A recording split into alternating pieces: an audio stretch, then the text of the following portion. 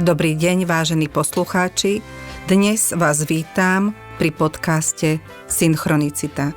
Vítam dnes významnú dámu, pani Romanu Benčíkovú, ktorá je terapeutka, majiteľka štúdia Life Force Energy a už vyše 5 rokov realizuje veľmi zaujímavú terapiu. Má za sebou vyše 950 klientov, ktorí absolvovali jej novú formu terapie, kde pracuje s energiou, sebapoznaním, s emóciami a pomáha ľuďom nájsť odpovede a riešenia na rôzne životné situácie. Pani Romana, ste mladou žienkou, ktorá má za sebou aj odbornú prax a pomáhate doposiaľ veľa ľuďom. Aká bola tá vaša osobná cesta k tejto forme terapii? Ďakujem veľmi pekne za privítanie aj za takúto úvodnú otázku.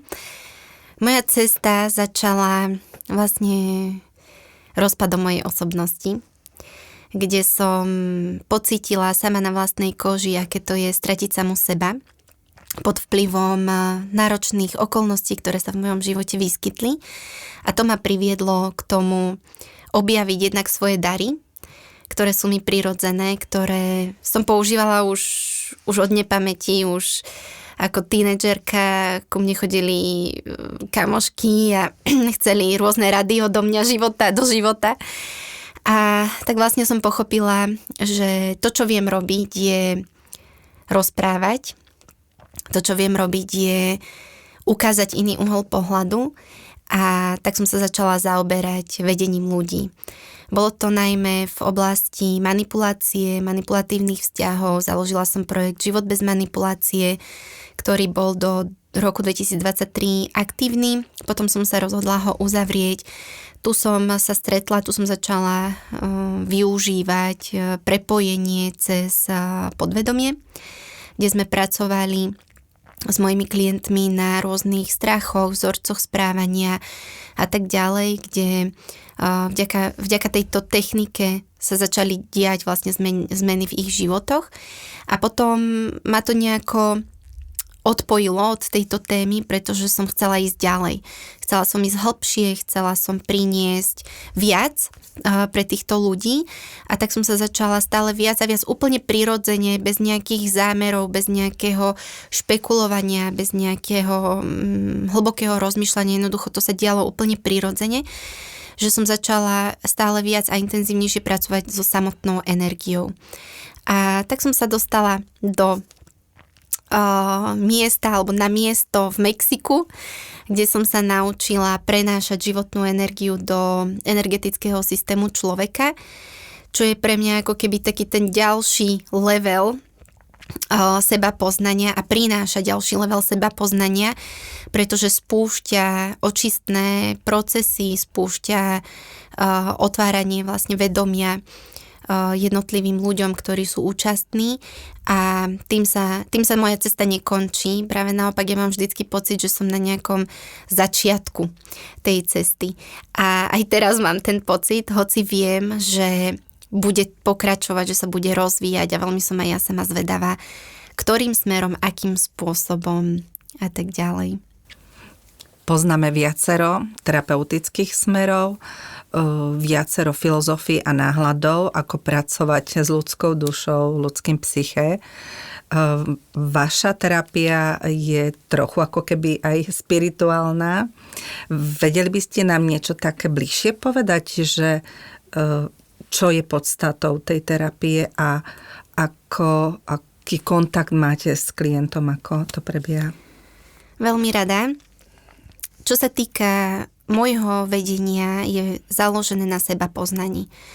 Pretože pokiaľ človek nepozná svoje emócie, nepozná, čo prežíva, nepozná, čo je za tou emóciou, čo ju vyvolalo, ak nepozná, čo má rád, čo ho baví, čo ho zaujíma, ak nepozná tú vec, ktorá ho naplňa, tak je veľmi ťažké urobiť nejakú zmenu v tom živote, pretože ak človek sa rozhodne ísť na terapiu, akúkoľvek terapiu, tak ten primárny zámer, myslím si, že väčšina sa zhodneme, že je že ten človek chce urobiť zmenu vo svojom živote.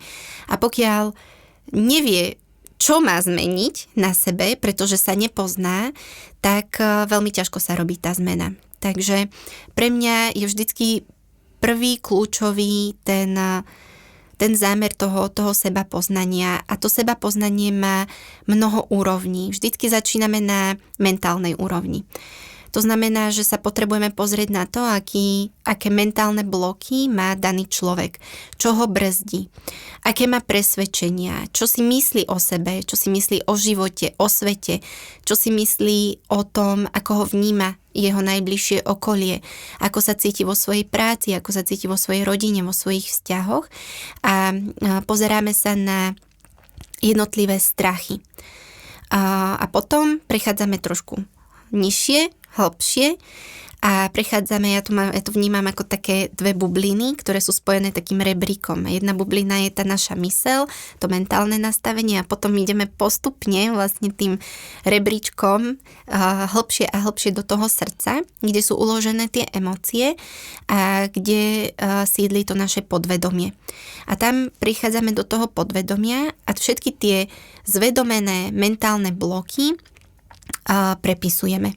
Doslova do písmena, ako taký program. V zásade je to veľmi jednoduchá vec, hoci to znie možno tak sci-fi, alebo ako niečo nereálne, pretože sa to nedá ohmatať, ale tie výsledky, ktoré tí ľudia majú v tých svojich životoch, to je pre mňa tým dôkazom.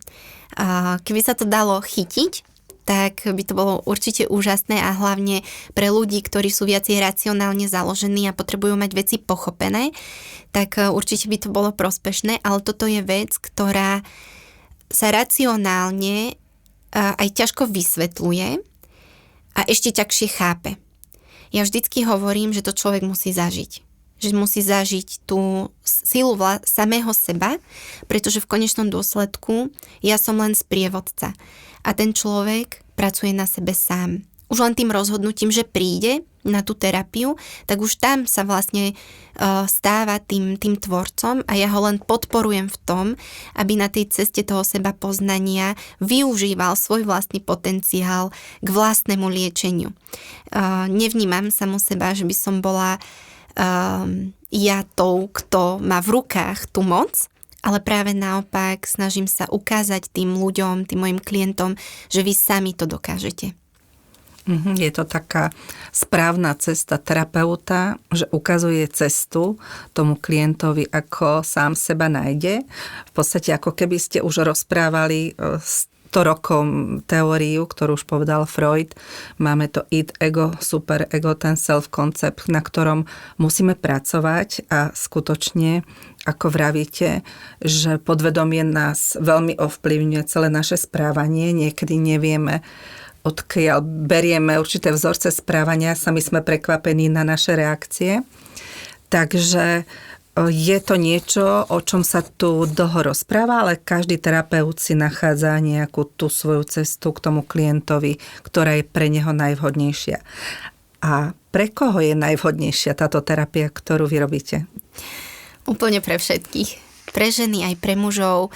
Bez ohľadu na to, čo kto rieši, či sú to vzťahy, či je to hojnosť, či je to možno aj zdravie, pretože aj to fyzické zdravie je prepojené s našim emocionálnym stavom, s emocionálnym prežívaním, a je to vhodné pre každého, kto cíti, že je ochotný pre seba niečo urobiť, a pre každého, kto cíti, že chce v tom živote tú zmenu. Je to vhodné pre ľudí, aj ktorí majú za sebou nejaké traumatické zážitky, či už sú to, napríklad mala som klientku, ktorá bola po náročnej autonehode a mala až panické ataky, úzkosti, krásne sa to dalo vyriešiť. Samozrejme je to proces. To znamená, že človek by nemal očakávať to, že sa to udeje na 1, 2, 3 sedeniach. Pokiaľ sú to naozaj hlboké, silné veci, tak my na to potrebujeme ten čas. Ja to prirovnávam k tomu, že keď človek ochorie, dostane nejakú chrípku, tak má 2 možnosti. Buď si zoberie 3-dňové antibiotika, ktoré rýchlo všetko vyriešia na oko, povrchovo, ale tá choroba tam stále v tom vnútri, to oslabenie toho organizmu tam stále je a ono sa to skôr či neskôr prejaví. Alebo sa rozhodne venovať tomu ten čas, tú starostlivosť sám sebe, dopraje si kvalitný odpočinok, kvalitné možno skôr prírodné, ja som za prírodné lieky, prírodnú liečbu, dá si ten priestor, aby všetky tie procesy, ktoré sú potrebné, aby v tom tele prešli, tak aby jednoducho prešli naozaj do hĺbky. A síce to dlhšie trvá, ale ten výsledok je stabilný, je dlhodobejší. Buduje sa tam imunita jedno s druhým. A toto je niečo podobné. Nie je to technika, nie sú to veci, nie sú to techniky, ktoré by boli také, ktoré by prinášali také rýchlo kvasené výsledky na počkanie, ale je to naozaj to rozhodnutie tej dlhodobej práce. Ale tá dlhodobá práca spočíva v tom, že ten človek už potom pokračuje sám. A z môjho pohľadu je vlastne tá terapia aj o tom, že my tu vytvárame nejaký nový životný štýl, nový spôsob myslenia, nový spôsob vnímania seba a celého života okolo seba, ktorý potom po ukončení tej spolupráce ten klient už ide sám. Už ide po vlastných nohách a možno sem tam potrebuje zodpovedať nejakú otázku, možno niečo naviesť, možno niečo vysvetliť a úplne to stačí, ale ide o to, aby vlastne sa vybudovali nové návyky a aby sa tie zlozvyky, ktoré my sme mali, aby sa eliminovali. Vo viacerých prípadoch vnímame pocit choroby len na fyzickej úrovni, presne ako vravíte, dajú sa lieky, vylieči sa. Ale odborníci varujú, že vlastne duševné choroby a problémy sú minimálne 50% zdravia človeka a sú rovnako závažné ako tie na fyzickej úrovni. Žiaľ, niektoré sa nedajú liečiť len terapiou, je tam aj medikamentózna liečba. Určite asi preferujete terapeutickú formu liečenia. Áno, samozrejme. Mala som skôr na mysli také tie bežné ochorenia, nachladnutia, chrípky a podobne. Samozrejme, keď sa človek dostane už do nejakého vážneho zdravotného stavu, tak... V depresii ťažkej? Áno, mám aj klientky, ktoré začali spolupracovať so mnou a ja som im odporúčila, aby navštívili aj psychiatra, ktorý im potom predpísal antidepresíva, ale tam je veľmi dôležité, ako človek vníma tie antidepresíva. Pokiaľ ich vníma ako riešenie,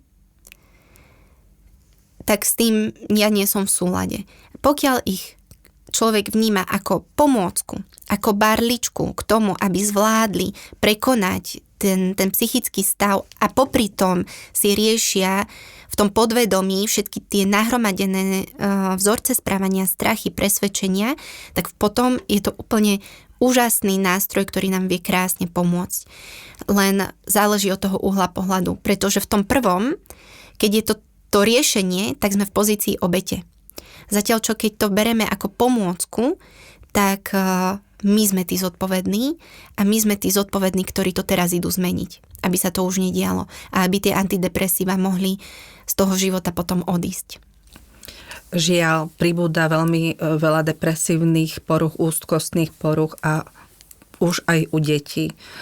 Obdobie pandémie ako keby naštartovalo proces týchto duševných poruch, duševných ochorení a naša už mladá generácia trpí rôznymi poruchami psychiky a už aj táto generácia dostáva medikamentóznu liečbu, žiaľ, ktorá je veľakrát aj návyková. Aký je váš pohľad na to, že už deti berú antidepresíva?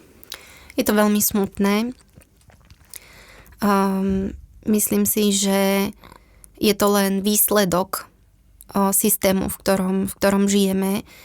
Ja mám 9-ročnú dcerku, vidím, ako je nastavený ten školský systém, kde sa vôbec nedbá o emócie, kde sa vôbec nedbá o to, ako sa tie deti cítia, či sú v napätí, či sú v strese, nekomunikujú sa strachy, nekomunikujú sa tie vzťahy. medzi spolužiakmi, medzi učiteľmi, alebo teda žiak, učiteľ a tak ďalej. Dbá sa stále na memorovanie, na logické myslenie, na riešenie problémov a úloh, ale to percento je mizivé, ktoré sa venuje tomu duševnému prežívaniu a vnímaniu toho sveta okolo. A pokiaľ sa nezačne tam už v škôlkach by to malo byť. To spracovávanie stresu, hej, keď len vidím, že to dieťa je v strese z toho, že má písať písomku, tak to už je známka toho, že niečo nie je v poriadku. Že je tam toxické prostredie, doslova do písmena. A keď tí decká v tom vyrastajú, tak potom v tej puberte, kedy vlastne oni majú nachádzať tú svoju individualitu a majú objavovať svoje schopnosti, ktoré sú celý čas potláčané, to prirodzené, to autentické, tak oni to nevedia nájsť a nemá im kto pomôcť. Rodič veľmi ťažko, učiteľ ešte ťažšie. A tým pádom sa začínajú utiekať, či už sú to drogy, alkohol, sebapoškodzovanie a tak ďalej, rôzne formy to má, tak to je pre nich ten únik. Oni tam zabúdajú na seba. Oni sa snažia akoby zabudnúť na seba. Na svoju bolesť. Na svoju bolesť. Na svoju bolesť z toho, že nevedia, kto sú. Nevedia, kto sú. Je to veľmi smutné, naozaj. Ale myslím si, že by sa malo začať vlastne od toho systému, školského vzdelávacieho systému, kde by určite mali byť implementované predmety, ako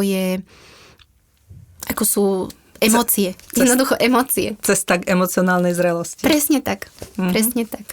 Toto je skupina detí, ktoré naozaj sú krehké, treba sa im venovať, treba venovať pozornosť, ale je tu veľká skupina dospelých ľudí v zrelom veku, ktorí tiež prežívajú v týchto náročných životných situáciách, prežívajú psychické problémy, majú psychické problémy, traumy, bolesti, úzkosti. Tiež niektorí sú na liekoch, niektorí dávajú prednosť terapiám. S akými typmi ľudí sa stretávate? Kto najviac vyhľadáva u vás pomoc? Častokrát sú to práve vzťahy. Sú to vzťahové problémy, sú to problémy v rodinách, hlavne teda s partnermi. Viacej pracujem so ženami, aj keď prichádzajú aj muži. Ale stále je tu aktuálna téma manipulácie. Aj keď sa jej úplne aktívne už nevenujem, stále prichádzajú ľudia, ktorí ma oslovujú s tým, že sa si uvedomili, že sa nachádzajú vlastne v takomto vzťahu a nevedia, čo s tým. A tam vlastne je veľmi dôležité si uvedomiť to, že my to tvoríme. Že my sme si to pritiahli na základe našich vnútorných nastavení, ktoré nemáme zvedomené, a preto je dôležité sa zamerať na tú prácu s tými vzorcami správania. Tá moja práca sa celá točí okolo presvedčení, okolo strachov, okolo toho, čo si myslíme, pretože tým, čo si myslíme, tým si tvoríme ten náš svet okolo nás a priťahujeme si podvedome, nevedome tých ľudí, ktorí sú v rovnakých vzorcoch, ktoré nám vlastne aktivujú tieto naše vzorce a zrkadlia nám ich. Potom sú to ľudia, ktorí trpia úzkosťami. Veľmi často za mnou chodia ľudia s depresiami, ale skôr s takými ľahšími depresiami, a naozaj vždycky vyhodnocujem, či dokážem s tým človekom pracovať, alebo si zaslúži pozornosť napríklad aj toho psychiatra. Ale potom to skôr vnímam, že je to taká tá spolupráca, že je tam aj tá práca s tým psychiatrom, aj tá duchovná práca v tom vnútri.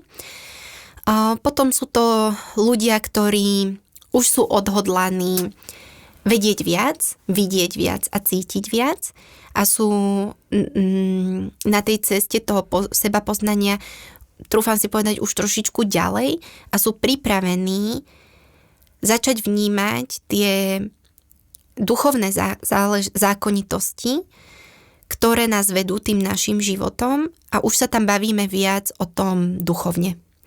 Takže má to tiež rôzne úrovne, rôzne roviny a som presvedčená o tom, že si vždycky pritiahnem tých klientov, ktorým mám čo odovzdať a ktorí si prajú mať vlastne tú podporu na tej ceste seba poznania. Uh-huh. K vám chodia klienti na individuálnu terapiu, skupinovú terapiu, workshopy, kde ich vzdelávate v tejto oblasti, ale realizujete aj online formu komunikácie s klientmi. Ktorá z týchto foriem je najviac žiadaná od tých ľudí, ktorí vás vyhľadajú? Je to veľmi individuálne, pretože v každej úrovni riešime niečo iné. Na individuálnej úrovni riešime konkrétne záležitosti, konkrétne okolnosti, konkrétne problémy. Ideme tam veľmi intenzívne, veľmi efektívne. V skupinovej zase je to o tej aj vzájomnej podpore, pretože keď sa tam otvorí to pole a začne človek zdieľať, čo zažíva a prežíva, tak vždycky to tak je, že niekoľkí členovia tej skupiny zdieľajú buď niečo veľmi podobné, alebo povedia, že áno, toto poznám, týmto som už prešla a krásne sa to doplňa, tá terapia skupinová. Potom na tých workshopoch je to viacej o vzdelávaní. Čiže tam už odovzdávam vyslovene to moje know-how, čo ja mám zažité, čo mi vychádza z praxe, čo ja sama žijem a čo mi funguje a snažím sa viesť vlastne tých ľudí k tomu, aby zmenili tie jednotlivé návyky vo svojom vnímaní a živote. Čiže je to viacej vzdelávacieho charakteru, ale vždycky pre mňa tá energetická práca je kľúčová. Mne nestačí zostať len na tom teoretickom základe, to je pre mňa len ten prvý schodík. Pre mňa je vždycky dôležitá tá praktická časť, to znamená ukázať im ako a potom je tam tá energetická práca, v ktorej vlastne aktivujeme, odblokujeme alebo prepisujeme niečo práve v tom podvedomí. A či je to forma online alebo je to osobne, to už je skôr o tej preferencii tých klientov, že čo si zvolia. Samozrejme, niekto, kto je z Bratislavy, tak radšej príde osobne. Niekto, kto je v Košiciach, tak samozrejme zvolí radšej tu online. Ale mám aj klientov, ktorí prídu na to individuálne sedenie z opačnej strany Slovenska, alebo z Čiech, z Prahy, zo Zlína mi chodia ľudia, z Brna, z Olomouca a takisto z celého Slovenska. Takže to už je potom skôr o tej preferencii toho daného človeka, čo mu viacej vyhovuje a čo si zvolí vlastne. Vravali ste, že naučíte tých klientov cez tú terapiu nájsť samých seba a potom vlastne ako keby boli hodiny do vody a už musia sami plávať.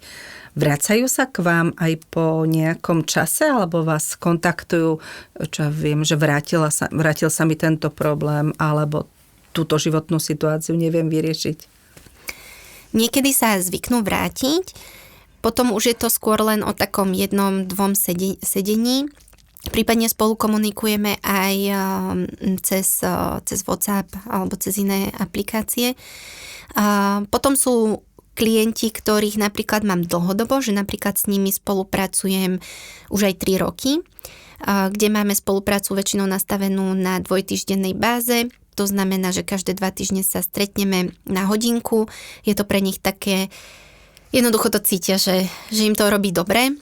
Je to také podporujúce, že oni v podstate idú sami, len im robí dobre, že to môžu rozobrať s niekým nezaujatým danú situáciu, prípadne sa načerpať inšpiráciou, motiváciou, prípadne prebrať nejakú konkrétnu situáciu, čiže máme aj takýchto klientov a sú aj klienti, ktorí sa už nevracajú, ktorí už idú sami a už len ich tak sledujem, či už na sociálnych sieťach alebo raz za čas sa skontaktujeme. Ja veľmi rada udržiavam kontakt so svojimi klientmi a som veľmi intuitívna a častokrát sa mi stane, že si spomeniem na nejakého svojho klienta, s ktorým som robila, ja neviem, napríklad pred rokom a len tak mu napíšem, že ako sa darí, či je všetko OK a tak.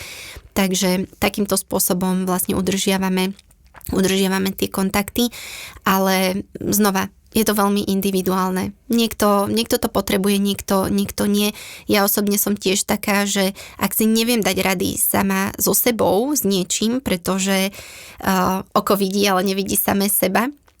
A my niekedy, keď sme v tej emócii, v tom danom procese a sme v tom najvyššom emočnom prežívaní, tak je veľmi ťažké rozumieť sám sebe a rozumieť tomu, čo sa práve odohráva. Takže aj ja sama, keď to cítim, tak vyhľadám pomoc u mojich kolegov a požiadam o nejaký termín, o sedenie, aby mi vlastne pomohol si zvedomiť, uvedomiť, v čom sa teraz práve nachádzam. A ja som zastanca názoru, že každý jeden by mal mať svojho psychológa, mentora, kouča, terapeuta, čokoľvek, kohokoľvek, s kým rezonuje, aby keď potrebuje, tak aby vlastne mal pri sebe takúto osobu, ktorá mu vie pomôcť spôsobom, ktorý mu vyhovuje. A verím, že vy ste práve tá, ktorá zo seba dáva to najviac, je to cítiť tú pozitívnu energiu, nielen vo vás, aj vo vašom štúdiu, ktoré skutočne je veľmi príjemné, harmonické. Štúdio Life Force Energy, a kde som videla teda, ako sa stretávajú ľudia a vnímam tiež, že získavajú to, čo potrebujú.